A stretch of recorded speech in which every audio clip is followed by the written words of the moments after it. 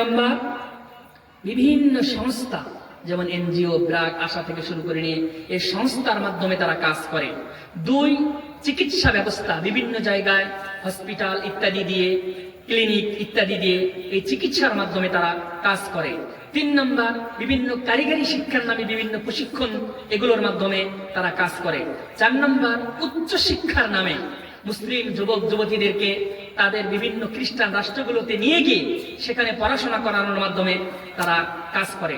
5 নম্বর, সাহায্য সহযোগিতার নামে বিভিন্ন বিপদের মুহূর্তগুলোতে তারা এসে তারা চিকিৎসা, খাদ্য, পানীয়, বস্ত্র এগুলো দেওয়ার মাধ্যমে কাজ করে।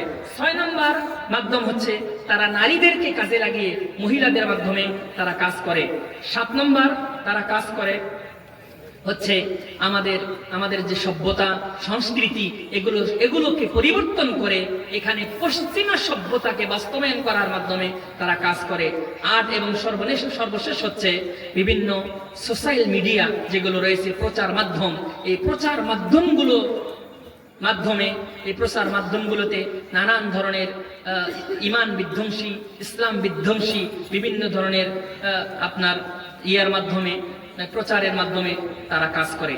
এই ছিল 8টি মাধ্যম, যে মাধ্যমগুলো কাজে লাগিয়ে তারা আমাদের মাঝে কাজ করতেছে খ্রিস্টান মিশনারিরা।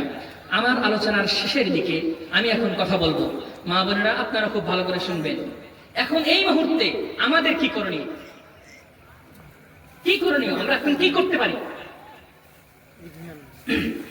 চতুর্দিকে মুসলিমদের বিরুদ্ধে যেভাবে ষড়যন্ত্র করা হচ্ছে, একদিকে ইহুদি, আরেকদিকে নাসারা, আরেকদিকে অন্যান্য যত ধর্ম রয়েছে তারা, আল কুফরু মিল্লাতুন ওয়াহিদা, কাফেররা সবাই